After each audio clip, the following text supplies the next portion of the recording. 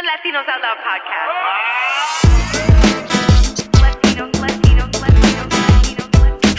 Yeah, that's what this is. Latinos Out Loud.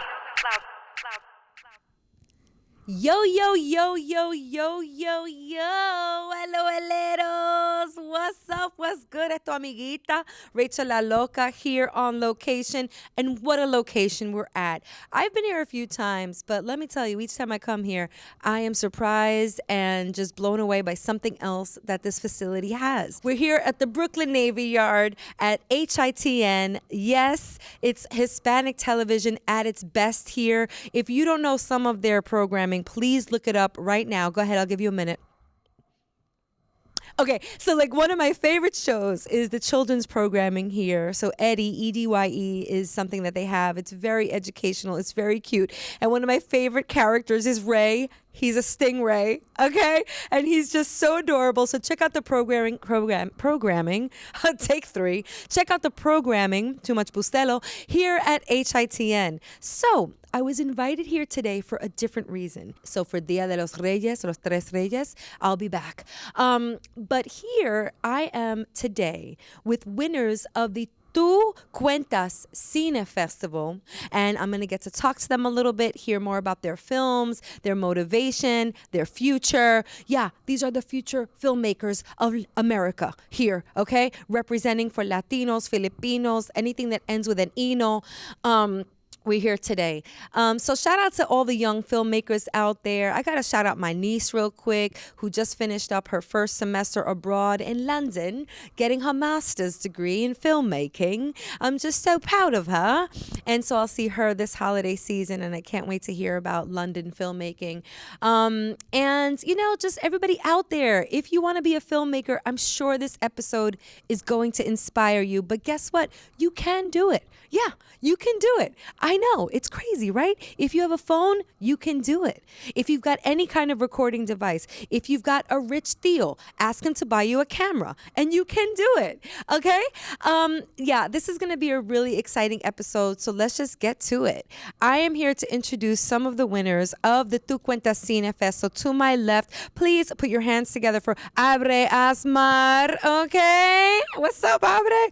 And then to her left, we have Lesley, Marroquin, and Ana, Riva. What's up, y'all? Hello. Hi.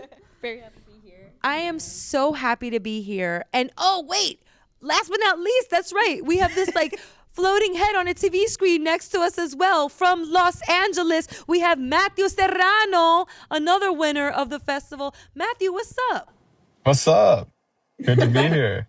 It's just like your head in a car, but you know what? It's impactful. It really is. Is it a good-looking head? It's so good looking. What hat are you wearing though? What hat? What does that say? I'm rocking my boy Snoopy on my head right now.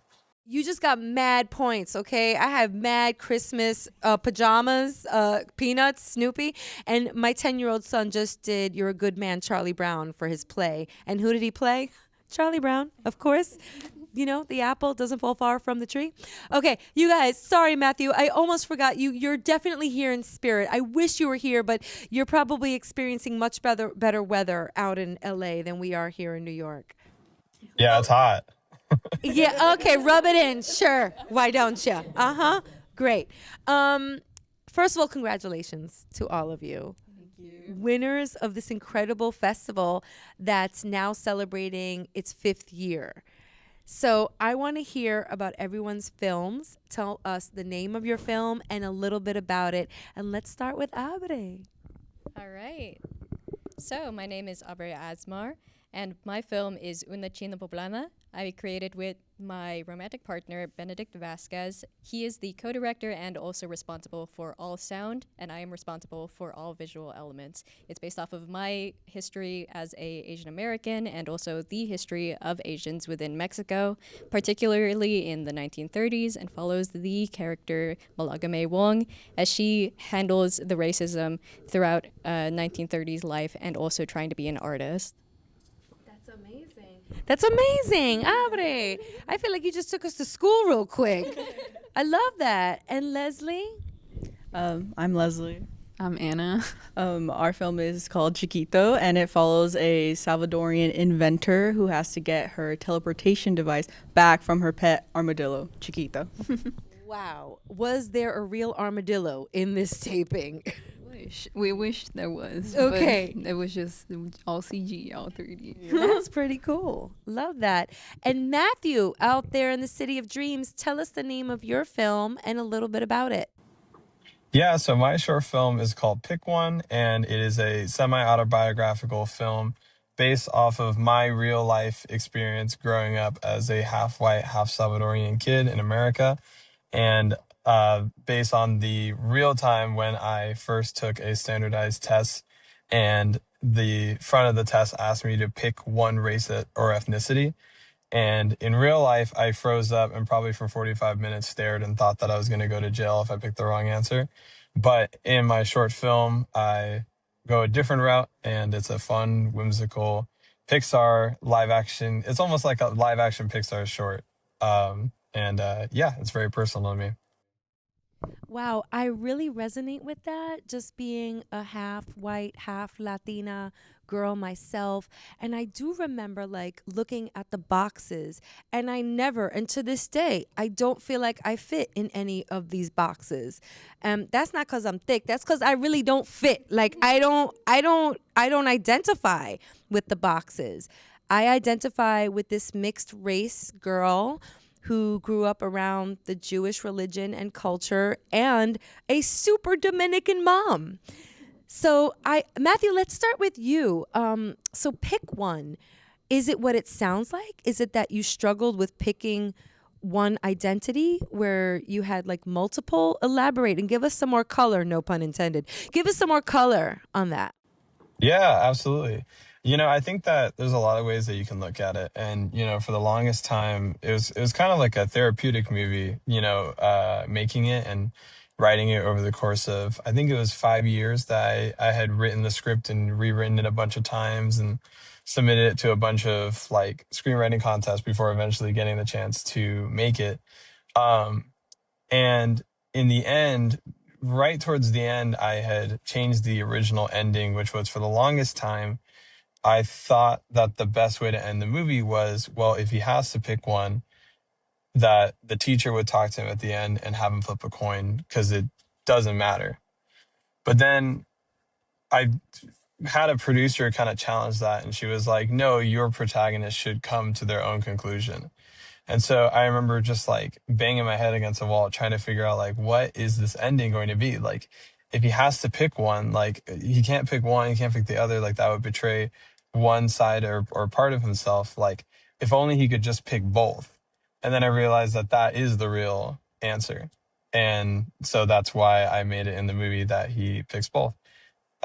Because he is both, like you are both. And like, I think that that is something that I really had to come to terms with myself, is that, you can be proud of all of your identity. You don't have to just like pick and choose one part of your identity to be, we as humans, we're complicated, and, we're not just one color, we're a beautiful mixture of colors.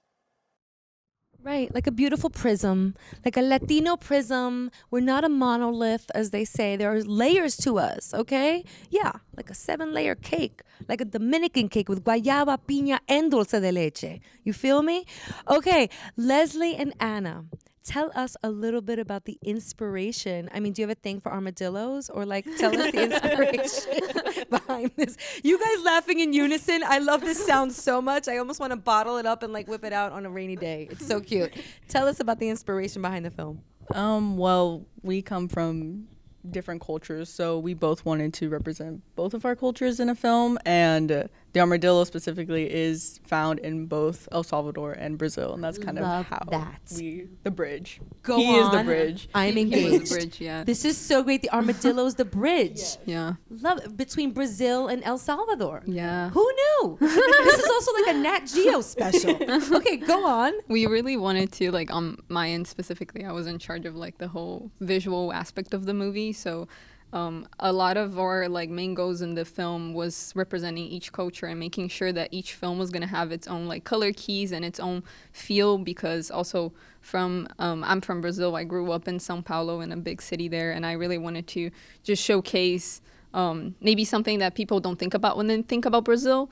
So I wanted to bring that, and then also represent Lesley's family, like their place where they come from. Like it was a lot of, when I went back to Brazil during summer at some point, I went to the place we represented, took a lot of pictures. It was a lot of research on that sense, and I feel like I also was able to get in touch with my own like country and also Lesley's culture in a different way, just to bring that place to life in the best way in CG. And yeah, I think that was just our main goal, just to represent visually each country the best way we could.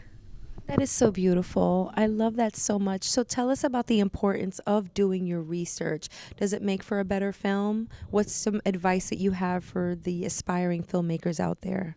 I think it is so important, like 100%. I feel like our film wouldn't be where it was without the research we did, and with Anna going in person, and I had family in El Salvador at that time. It's a small town where my dad grew up, so it was also a way I felt like I connected more to my culture with having those conversations with my dad, and just kind of asking him more, be like, okay, but like, how was the inside of your house? And like, ask him just like what it was like to live there. And you'd be surprised how many people love to talk about like their life and just like where they're from. And so reminiscing for our dads. Are you kidding? Exactly. I don't know about you. Like I talk to my dad, but I don't like talk to my dad. No, so like exactly. when I talk to my dad, let me tell you about the old neighborhood. And it's like, hours later, I'm like, okay, I think I got it. So was it something like that? Did he take pride in sharing the culture with you, his daughter?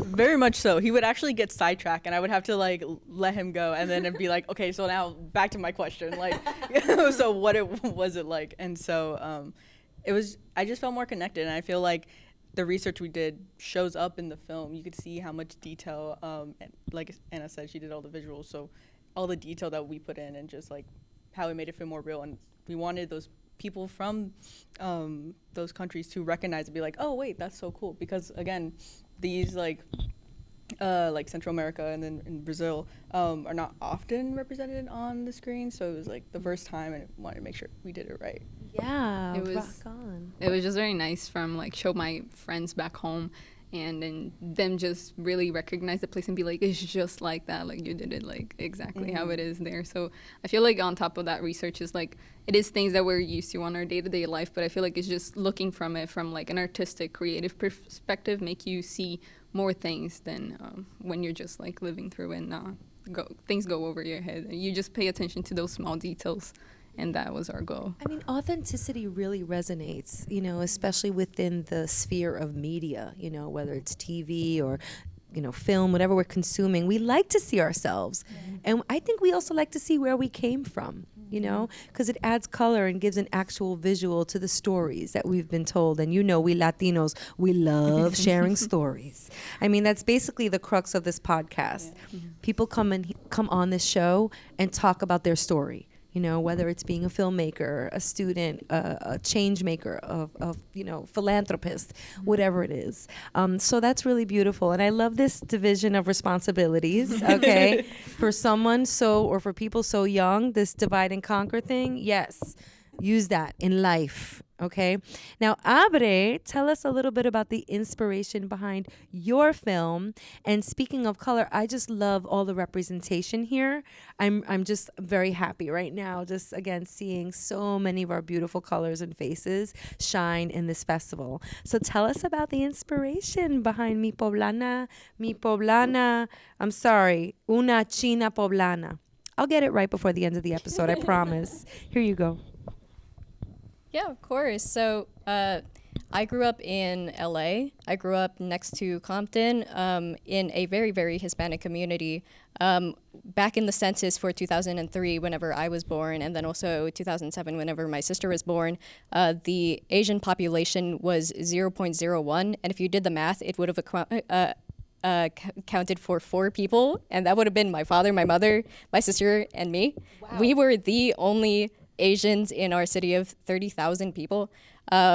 So there was a lot of Asian racism that I experienced growing up as a kid. I remember whenever I was growing up in middle school, hearing people talking Spanish that that I have like very chinky eyes and that I won't be able to remember it anyway because I don't know Spanish or I'm too young. But those things stick with a person. And I remember growing up and coming here to New York and seeing the amount of diversity and realizing that diversity can be celebrated even if it's in the very small like annexes of like a tiny town in Mexico. And that caused me to research what is the Asian history within Mexico. If I grew up in a Hispanic community and my co-director and partner is Mexican, I wanted to see what were the ways that I could represent Asian history within Mexico. That's when I started to realize that, well, actually, there's a lot of history of Asian enslavement, and then also people coming in from like southern United States and crossing over to like Coahuila and then Sinaloa. And those subjects weren't often talked about. Instead, they were kind of represented in like books, but not necessarily movies, and especially not animated movies. And I realized that I had a very, very specific and unique opportunity to be able to tell this story that I wanted to tell. And that manifested within the characters of Antonio, who is visually based off of my partner, who is native to Mexico. He is Totonaco. It's a little sect of Aztecan.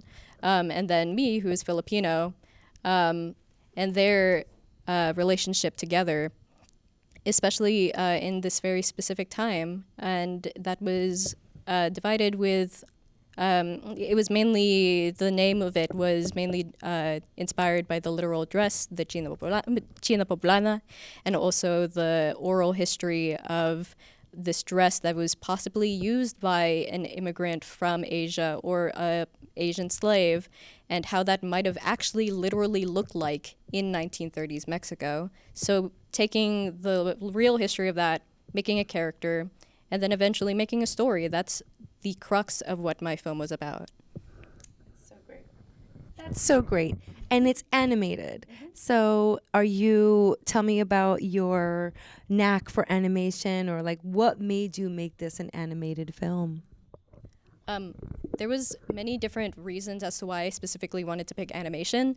One of which was because I very much gravitate towards fantastical stories. I submitted for Tú Cuentas Cine Youth Fest for a previous film called Marisol, which was also based off of like paper puppet animations. And those paper puppet animations ended up inspiring directly Una Chino Poblana, because I realized that both China and then also Mexico have history of papel picado, and then also paper puppets and paper art. And then also I wanted to make a film that I knew that it can be made in very limited amounts of software. A lot of independent creators, especially creators that come from other countries, they only have the opportunity to create in one software alone. So if I could make all of it in that single one, I realized that I could prove to other people that they can make it in one software as well.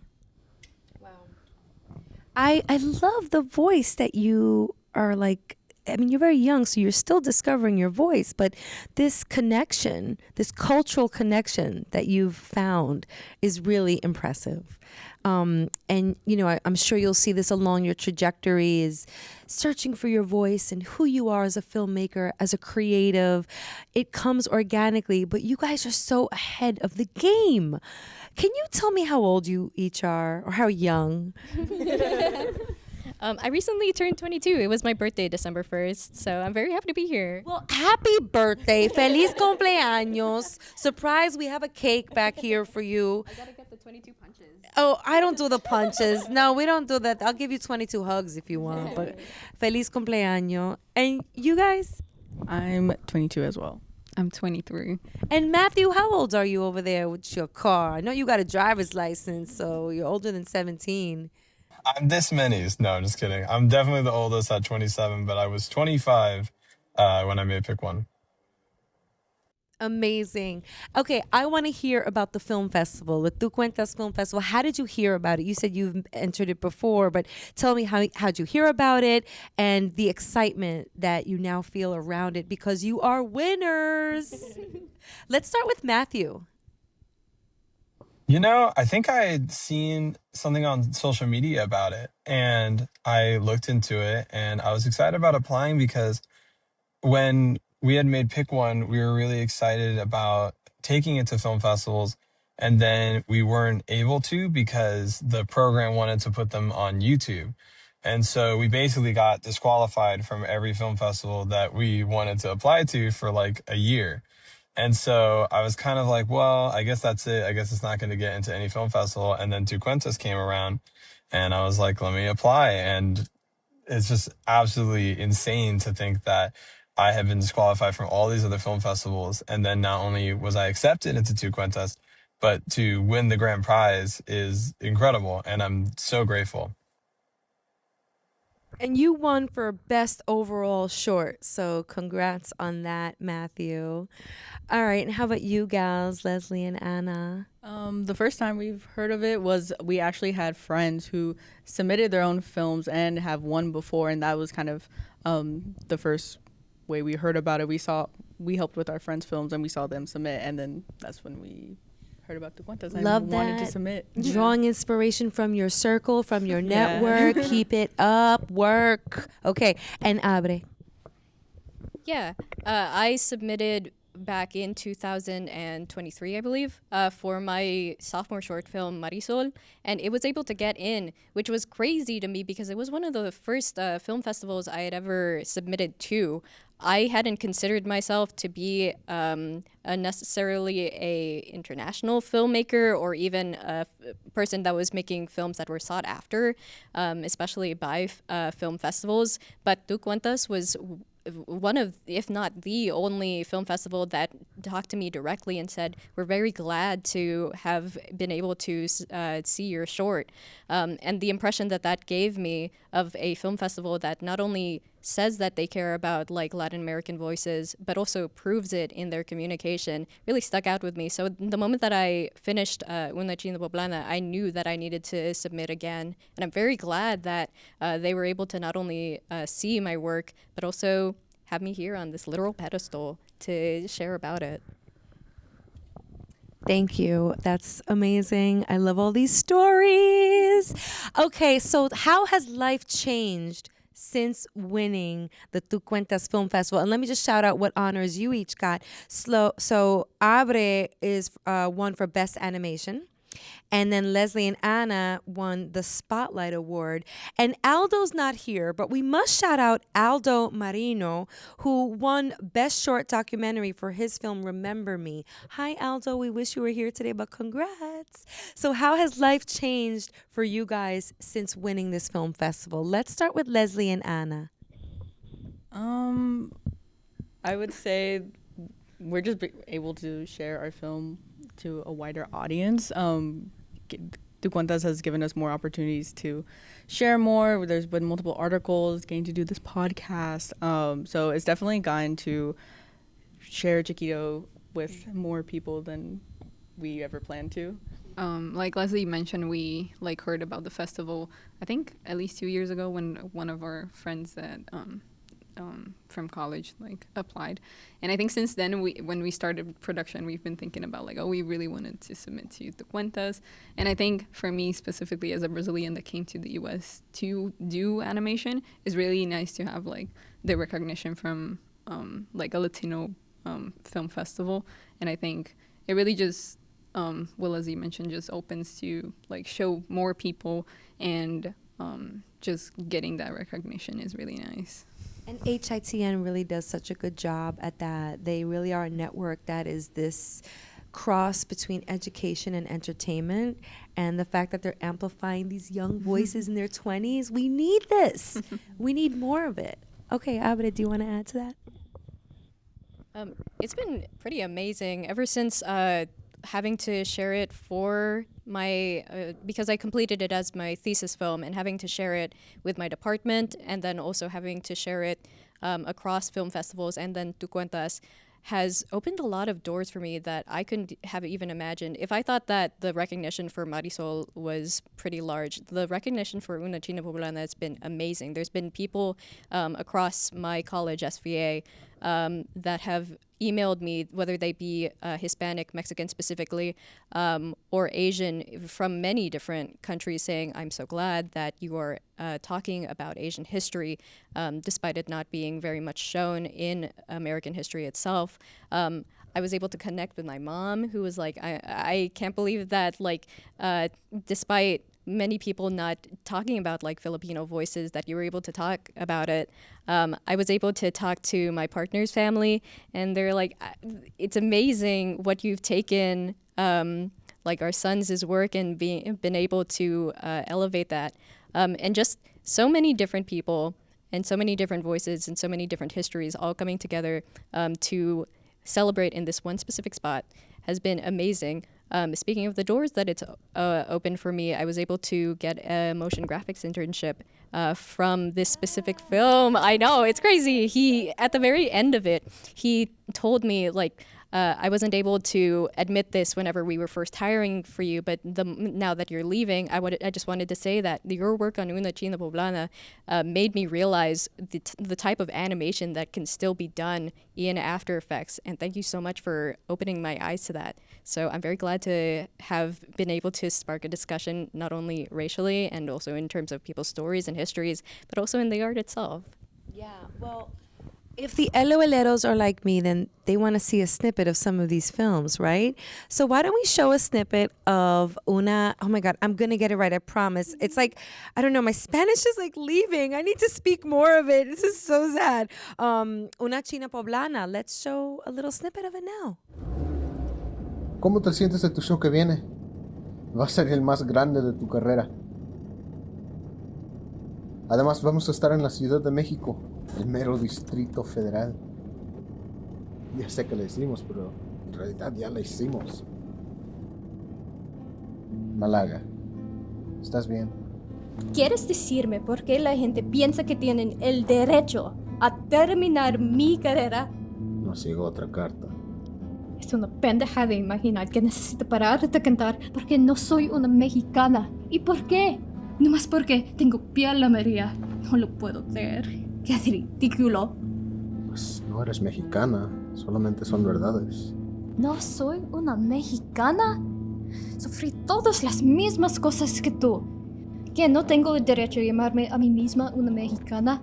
And Matthew, how has life changed since becoming a winner of the Tú Cuentas Film Festival? You know, when that check hit, no, I'm just kidding. But in all seriousness, Yes. like I was saying before, it was such an amazing joy that the one film festival, after, you know, so long of just thinking like, man, I guess that's it. I guess this movie's journey is done. And it was so awesome to, right after I was on the call where all the winners were announced, I had the privilege of calling my producer and telling her that we had won a grand prize at a film festival. And she was like screaming in her car. She could not believe it. Because again, like, we thought that the film's journey was over. So it's so grateful to Tú Cuentas and Youth Festival for that. And the journey continues. Let's watch a little snippet of Pick One. Next, I need everyone to fill in your race.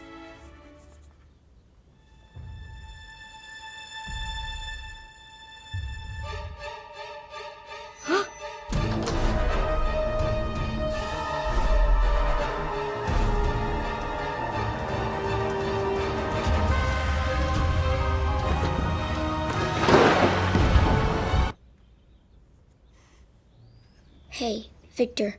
Yeah? What does Caucasian mean? Isn't that what you are, dude? But I'm not Asian. Amazing, amazing. And of course, last but not least, we definitely need to see a little bit of Chiquito. Un poquito de Chiquito? Yeah, why not?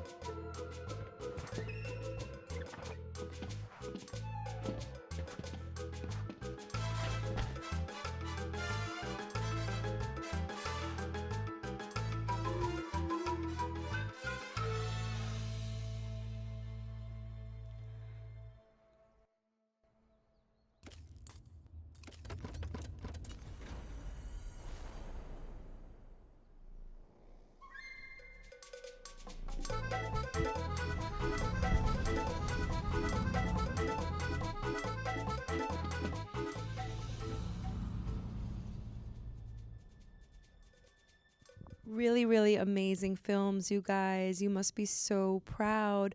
Okay, so here's my next question. What's next? Right? That's what's on our minds. What are you working on? What can we anticipate hearing about from each of you in the next couple of months or a year? Let's start with Aubrey. All right. I think I realized with especially Marisol, and it only solidified further whenever I was done with Una Chino Poblana, that I really like to talk about social issues, whether that be racial minorities or what I might be handling next might be LGBT youth. I myself am going through a transition, and I'm very proud of it. It's been not turbulent necessarily, but definitely something that needs talking about, especially in like different political climates around the world.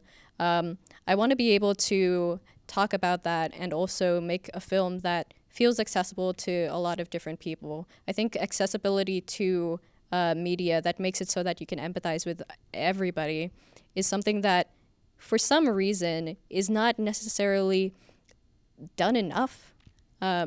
Or at least can be done more. And thankfully, with the rise of that from like 2015, with like social justice and stuff like that, has been more accessible to more and more people. And the opportunity to possibly be a part of that, or at least even a small part, I think I'm gonna keep that for the rest of my life. Thank you so much for sharing that personal story with us. That's so amazing. You are all so special. Oh my gosh. Your parents must be so proud. Yeah. All right. No pressure. What's next? Lesley and Anna, what's next? I mean, we're still creative, still definitely working on our own skills and just growing as artists to hopefully do another project. I think I definitely still have more ideas I would love to produce and just go more into different Hispanic cultures or other cultures in general. I feel like highlighting all various cultures that often are not seen in mainstream media, I think is so interesting, and each culture has such unique stories to tell that I would love to produce more works like that. At the moment, I'm just freelancing in New York. The movie and the short that we did really just gave me a lot of like job opportunities and things like that. So it's just been really nice to just tackle more things and just go more in depth in what I developed during thesis. And I think, next steps is just I just really want to like dive deep in like the skills and just learn more things, and as a junior artist just keep looking for opportunities and always new things, and maybe one day another short will come. We always talk about it. I like new ideas and things, so we'll see. Keep going. Keep this train moving. LA, what's next? Matthew, what's good? Well, doing Pick One and doing the Me Too Walmart program to make Pick One has actually opened me up to doing 2 more film programs. At the beginning of this, for the first half of this year, I was in the Latino Film Institute Inclusion Fellowship with Netflix. And the short film I made in that, Xolo, is a Latino indigenous inspired story about a little Xolo that is played by my dog, Linus. And that has been touring a lot of film festivals. And so that has been a lot of fun. And there's some more film festivals to come in 2026. I can't announce yet. But I am currently in a new film program that I'm very excited about. I was chosen as one of the directors for Issa Rae's Find Your People program with Color Creative. And we are making a short film next year, at the very beginning of next year, end of January. So that's what I'm working on right now, and that's what I'm going to be working on over the winter break. And I could not be more excited and more grateful for all of these opportunities. Congratulations. Shout out to our friends over at Me Too, Ben de Jesus, and everybody over there. Yeah, just keep absorbing, keep submitting to these incubator programs and filmmaking programs, get your grants, all of that. Matthew, I really enjoyed reading about your story and hearing about how you even became a filmmaker. And I want to say it was a class trip to Universal Studios that made you focus, pun intended, on filmmaking. Yes, that's right. Yeah, I always wanted to take a film class, and in 8th grade I took like a video TV production class, and I had never been to Universal Studios over here in Hollywood, and doing the studio tour like blew my mind, because I think just like realizing that like there's like there are physical places where adults come and make movie magic really hit me at a time when I was really starting to think like, okay, eventually I'm going to have to think about what I'm going to do for the rest of my life. And in that moment, it just like hit me like a oncoming train or an oncoming King Kong as it happened on the studio tour, where I just realized this is what I want to do for the rest of my life. You got bit by the shark and not by Jaws, the filmmaking shark, right? Which that's one of my favorite attractions or exhibitions at Universal Studios is like the Jaws shark, like seeing it so up close. You're like, this is what everyone was screaming and running away from. Wow, movie magic has really come a long way since the making of Jaws. Well, we have to wrap up this episode, sadly. I'm really sad because I want to talk to you young people so much more. I have learned a tremendous deal from all of you today, and I'm very excited to watch because now we're connected. Now you can't let go of me or Latinos Out Loud. Now you're gonna have to come on back with your next project. Okay, we could rendezvous here at around 2. Okay, just like Biggie says, I quote a lot of Biggie lyrics. I'm from Brooklyn. So okay, so. Congratulations. Why don't you drop your handles so that everybody can follow you if you have handles. If you don't, drop a LinkedIn, drop a social security number. No, don't do that. don't do that. Just drop something so we can follow. Here, we'll start with Aubrey. So my SSN is just kidding. Beep, beep, beep. Can you leave that out, please? I can be found on LinkedIn for under Aubrey Azmar, and then my Instagram is gonna also, if you search up Aubrey Azmar, I have a very search optimized name on Google. But for Instagram itself, it's obtrob. And yeah, very happy to meet new coming people. Go ahead, gals. Drop the handles. Drop it like it's hot. My LinkedIn is also Lesley Marroquin. And for our thesis, we have an actual Instagram page. So it's chiquito.thesis. And then our Instagrams are on there. Mine is leslie.m.art. My Instagram is Anna Rivart. and you can find my LinkedIn is also just Anna Riva. Awesome. And Matthew, how about you? What are your social handles so that we can follow you? You can check me out at Matthew with 2 T's, and then Serrano if you're nasty, like the pepper. Put an underscore between that, and that is how you can find me on Instagram and also Venmo. I'm a broke filmmaker.